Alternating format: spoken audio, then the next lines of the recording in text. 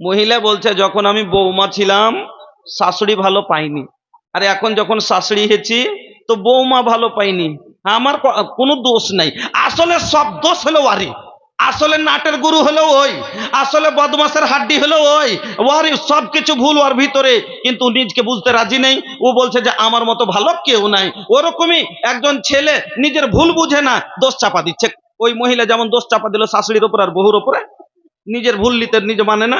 ওই রকমই একজন স্ত্রী নিজের কর্তব্য পালন করে না, ওর কি ভুল আছে বুঝতে পারে না, ও দোষ দিচ্ছে পুরুষই ভাল লাগবে বুবু। হ্যাঁ, কারণ গুলো কি? আসুন আপনাকে আমি 10 থেকে 12টা হাদিস শোনাবো হ্যাঁ আজকে, আর 4 থেকে 5টা আয়াতের সারমর্ম বলে ইনশাআল্লাহ 2 ঘন্টা আপনাকে আমি বয়ান করব এই বিষয়ের উপরে। বন্ধুরা আমার, স্বামী স্ত্রী হলো জীবনের গাড়ির দুটা চাকা। ভালো করে আমার আগে ভঙ্গিমাতে বুঝেন, পরে হাদিসটি শোনাচ্ছি। স্বামী স্ত্রী মিলে চলে সংসারের গাড়ি, ঠিক না? স্বামী স্ত্রী মিলে চলে সংসারের গাড়ি। তবে স্বামী যেমন মোটর সাইকেল চললে মোটর সাইকেলে দুটা চাকা লাগে, তারপরে ও দৌড়িয়ে এখান থেকে ওখানে রাস্তা অতিক্রম করে 5-10 কিলোমিটার 50 কিলোমিটার পথ বহন করতে পারবে। ওই রকমই স্বামী আর স্ত্রী যখন মিলবে তাহলে আর গোটা সংসারের গাড়ি চলবে। তবে স্বামী হলো আগকার চাকা, তো মহিলা হলো পিছনের চাকা। সামনের চাকা ছাড়া যেমন পিছনের চাকা চলতে পারে না, পিছনের চাকা ছাড়া সামনের চাকারও কোনো দাম নাই। আছে একটা চাকাতে কোনোদিন গাড়ি চলেছে? চলেনি। তবে আচ্ছা একটা কথা বলেন তো, মোটর সাইকেলে যে চাকা দুটো আছে ভাই, এই চাকা দুটো এক সমান না ছোট বড়? ছোট বড় না এক সমান? আরে একটু ছোট বড় ভাইজান, এলে গিয়ে আর সংসার টিকে না। হ্যাঁ, মোটর সাইকেলের চাকা দুটোই এক সমান। ট্রাক্টরের যে চাকা আছে তো ট্রাক্টরের মতন, ওর এক সমান। ট্রাকে যে চাকা আছে তো ওর এক সমান। জিপে যে চাকা আছে তো ওর এক সমান। সাইকেলে যে চাকা আছে তারও এক সমান। সব একরকম বরাবর লাগবে, না হলে রোডে বরাবর গাড়ি চলবে না। তো ছোট বড় হয়ে গেলে পরে উঁচা নিচে হয়ে যাবে না, আর উঁচা নিচে যখন হবে তখন টাল খেয়ে পড়বে। তো মোটর সাইকেলের দুটো চাকা একরকম যেমন হয়, গাড়ির চাকা যেমন দুটোই বরাবর হয়, সংসারে স্বামী স্ত্রী দুইজনেরই মেজাজ একরকম হওয়া দরকার, তাহলে সংসার ভালো চলবে। দুজন যদি নামাজি হয়, ছেলেও নামাজি তো মেয়েও নামাজি একরকম, ছেলে পরহেজগার মেয়েও পরহেজগার একরকম, ছেলেও বদকার মেয়েও বদকার একরকম, ছেলেও বেনামাজি মেয়েও বেনামাজি একরকম। মানে দুইজন যদি একরকম হয় তো তাহলে টেনশন হবে না। কেন? উঁচ নিচ হবে না। না তো ছেলে নমাজি আর মেয়ে বেনামাজি, ওকে ফজরে কইছে উঠো না জি, ফজরের নামাজ খান পড়ে লাও। ও কইছে তোমার গায়ে খুব গরম আছে, তুমি পড়ো, আমি পারবো না।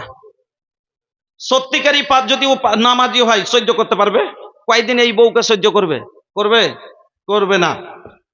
আল্লাহ রাব্বুল আলামিন এই আয়াতটাতে কি বলছেন এবার ভালো করে শুনেন, যে দুজনেই একরকম যদি হয় তাহলে পরে সংসার টিকবে, ভালো চলে যাবে।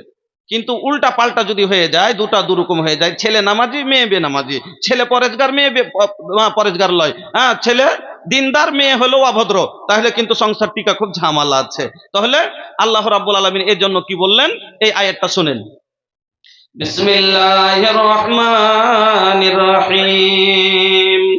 আল খাবিসাতু লিল খাবিসিনা ওয়াল খাবিসুনা লিল খাবিসাত ওয়াত তাইয়্যিবাতু লিত তাইয়্যিবিনা ওয়াত তাইয়্যিবুনা লিত তাইয়্যিবাত। আল্লাহ রাব্বুল আলামিন বলেন, আল খাবিসাতু লিল খাবিসিনা ওয়াল খাবিসুনা লিল খাবিসাত। একটা খবিস ছেলে একটা খাবিসা মেয়ে যদি হয় তাহলে এরা দুজনাই একরকম। খাবিস মানে কি, ভালো না খারাপ? খারাপ। খবিস বুঝেন তো? খবিস আপনারা ব্যবহার করেন কি করেন না? পোতা দাদু ওকে বলছে আবে ওখানে চড়িস না কেটে যাবি, টিনের উপরে চড়ছে পোতা, তখন দাদু ওকে বলছে ওখানে চড়িস না কেটে যাবি। তারপরেও ছোঁড়া লক করে কানটার দিক দিয়ে চড়ে এলেছে, আর ইয়াতে বেঁধে টিনে বেঁধে বাস পা কেটালো। বলছে এই খবিস কি করলি বে?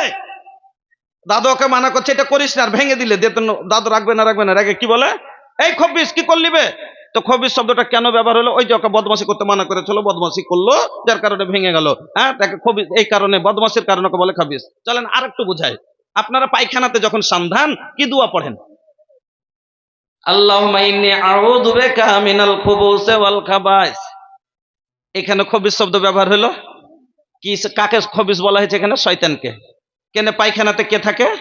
শয়তান থাকে না, থাকে না? শয়তান থাকে। এই জন্য আল্লাহ রসুল বললেন যে শয়তান জিন বদমাস জিন, যারা জিন জিন্নাত যেগুলো মানুষের ক্ষতি করে, ওই সব জিন জিন্নাত কোথায় থাকে? বাঁশের ঝাড়ে, গাছের ওপরে, পুকুরের পাটালে, নদীর জলে, আপনার ঝাড়ের পিছনে, আপনার পায়খানার আশেপাশে যখন থাকে। এই জন্য নবী বললেন, যখন তোমরা পায়খানায় যাবে, পায়খানায় বসার আগে তোমরা এই দোয়া পড়ে নিও, আল্লাহুম্মা ইন্নী আউযু বিকা মিনাল খুবুসি ওয়াল খাবাইস। ওগো আল্লাহ, আমি জিন সার্কাস বদমাস ক্ষতিকর জিন জিন্নাত থেকে আমি তোমার কাছে উদ্ধার চাইছি, পরিত্রাণ চাইছি। অনেক সময় জিন ধরে লাই অনেক মহিলাকে, আসার পরে তখন কিছু কি হচ্ছে, কি হচ্ছে, ওই পেটে ব্যথা, এরকম ওরকম। এবার ওষুধ লিয়ে বলছে, বহুটা আইলো এসে পেটে ব্যথা, বলছে ওষুধ লিয়ে এনে দে, ওষুধ লিয়ে এনে দে। ওষুধ আনার পরে খাইছে, আরো কিচ্ছু হয় না। বলছে ওর ঝাড়েকে লিয়াই, ও ঝাড়েকে লিয়েছে তখন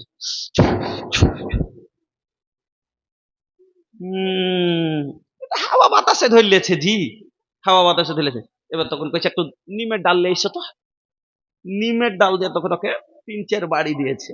আজ পর্যন্ত আমি এই জিনিসটা বুঝে উঠতে পারলাম না যে মানুষ নিমেরই ডাল দিয়ে কেনে ঝাড়ে। বইয়েরও যদি অন্য গাছে তো আরো পাতা আছে, তো ওই পাতা দিয়ে ঝাড়ে না, শুধু কেন নিমেরই পাতা দিয়ে ঝাড়ে? আমি এই জিনিসটা বুঝে উঠতে পারলাম না গো। ওই কাঁটা নেই তার লাগে না, তিতে লাগে তার ভূতকে তার লেগে পালিয়ে যায়। নিমের খালি কাঁঠালের পাতাতে তো কাঁটা নেই, কাঁঠালের আমের পাতাতে তো কাঁটা নাই।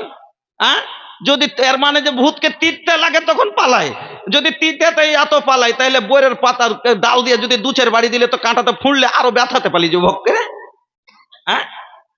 মানুষের আকিদা একটা একটা বানিয়ে নেওয়া, একটা আকিদা। এবার ও 3-4 বাড়ি নিমের ডাল দিয়ে দিয়ে তখন যখন দিয়েছে তখন হয়েছে তখন ও বহলিতে শুরু হয়ে যখন কইছে কোনটা পালি না তো, পায়খানায় গেছিল তখন পাইছি।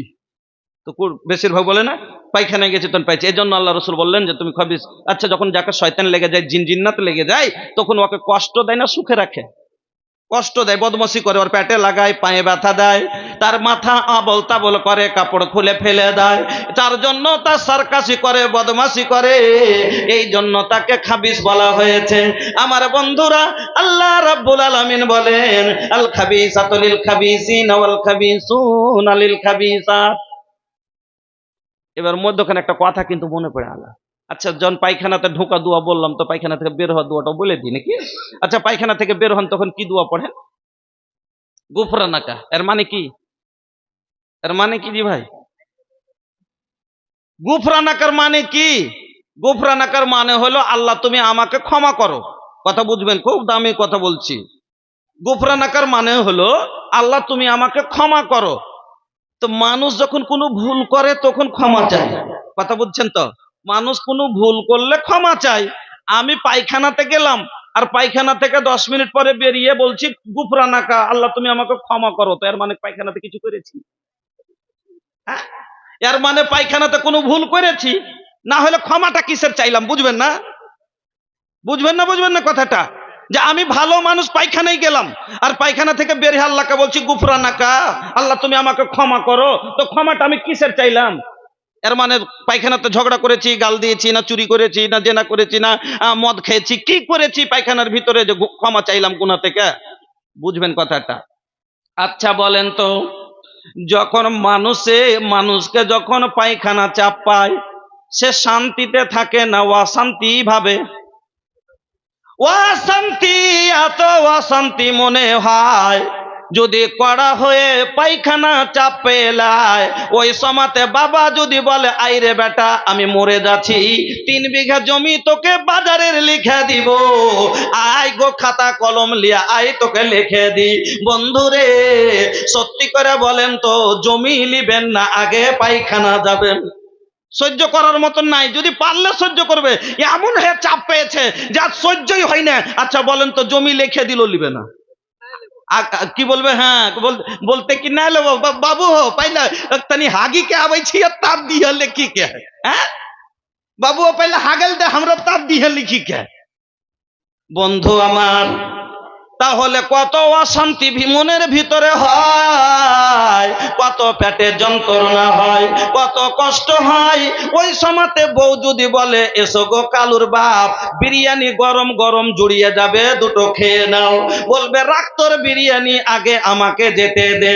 আমার বন্ধুরা, এবার পায়খানায় বসে গেলাম। পায়খানায় বসার পরে সব কষ্ট আল্লাহর হুকুমে আমার রাস্তা দিয়ে ক্লিয়ার হয়ে গেল। আমি এত আনন্দ পেলাম, আর আমার পেটে যন্ত্রণা নাই, সব কষ্ট দূর হয়ে গেল। আচ্ছা বলেন তো, যখন কোনো আনন্দ পাওয়া যায়, আলহামদুলিল্লাহ পড়া দরকার না দরকার নয়? তবে পায়খানার ভিতরে আলহামদুলিল্লাহ পড়তে পেরেছিলাম, পড়া যাবে? যাবে না। এবার এক বলুন তো, এই জন্য আল্লাহ রাব্বুল আলামিনের নবী বলছেন, বাথরুম থেকে বের হওয়ার পরে গুফরানাকা পড়ো, যে আল্লাহ তুমি আমার এত কষ্ট দূর করলা, তবে আমি তোমাকে ডাকতে পারিনি, আমাকে তুমি ক্ষমা করো। বুঝতে পারলেন কথা? 2 নম্বরে আল্লাহর পাকের নবী বলছেন, বন্ধুরে আমরা 10 মিনিট যখন পায়খানায় থাকলাম, বলুন তো আল্লাহর নিয়ামত আমরা ব্যবহার করেছি না করিনি? আল্লাহর নিয়ামত ব্যবহার করেছি? এই 10 মিনিটের ভিতরে আল্লাহর কোনো নিয়ামত দরকার পড়েছে? পড়েনি? যে পায়খানা যখন গেলেন, কার চোখ কার লাইটে গেছিলেন? আল্লাহর দেওয়া লাইটে। পায়খানায় গেলেন, এই পা দুটো যদি না দিতেন আমার আল্লাহ, কাপড়েই পায়খানা করে বসে থাকতেন কিনা? পঙ্গু করে রাখলে আমার আল্লাহ কাপড় খারাপ করে বসে থাকতেন কিনা? লোকে ঘৃণা করতো কিনা? বৌমা বলতো হঠাৎ বুড়াকে বাড়ি থেকে টাইনা ফেল, স্ত্রী বলতো ইয়ার জ্বালা সহ্য করা যায় না, বেটা বলতো কম করে খেতে দে, একটু বেশি করে দাওয়াতে এত পায়খানা করছে। বন্ধুরে, আমার আল্লাহ রাব্বুল আলামিন এই পা দুটো দিয়েছে, হেঁটে চলে গেলেন। এবার পায়খানা পরিষ্কার করার পরে হাত যদি পায়খানা করার পরে পরিষ্কার করার দরকার পড়ে কিনা, আমার আল্লাহর দেওয়া হাত ব্যবহার করেছেন কিনা? যদি না থাকতো হাতটা পরের মুহতাজ হতেন কিনা? তবে এই হাতও ব্যবহার করলেন, আল্লাহর জল দিয়ে পরিষ্কার করলেন, এটাও আল্লাহর নিয়ামত। জলটা নিয়ামত না? নিয়ামত না? আল্লাহ রাব্বুল আলামিন বলেন, ওরে বান্দা শোন, আফার আইতুমুল মা, তোমরা কি একদিন পানি দেখে কোনোদিন চিন্তা করেছো? তোমরা যে জলটা ব্যবহার করো, এই জলটা নিয়ে কোনোদিন গবেষণা করেছো, মাথা লাগিয়েছো? আমি আল্লাহ এই জলটা যদি আজ তোমার জন্য তৈরি না করতাম, আল্লাহ বলছেন কাম কুল আরাইতুম ইন আসবাহা মাউকুম গাওরান ফামাইয়াতিকুম বিমাইন মাহিন। ওরে মুসলমান, ওরে আমার বান্দা, বলতো এই জলটা আমি আল্লাহ 30 ফুট নিচে না করে যদি 300 ফুট তলে করে দিতাম, আজ আপনার আমার জমি সব ফসলে ভরা, 1 কাঠা ফাঁকা নাই, আছে? নাই। সামান্য আপনার বেঙ্গল আর বিহার বাদে আপনি ঝাড়খণ্ডে চলে যান, আল্লাহ রে আল্লাহ, পাকুড়ের পশ্চিম সাইডে চলে যান, আপনি সাহেবগঞ্জের দক্ষিণ সাইডে চলে যান, মাঠকে মাঠ ফাঁকা পড়ে আছে, বিরান পড়ে আছে, একটা কোনো ফসল চোখে দেখতে পাওয়া যাবে না। বন্ধুরে আমার, কিসের কারণে? 400 ফুট নিচে জল তুলতে পারছে না।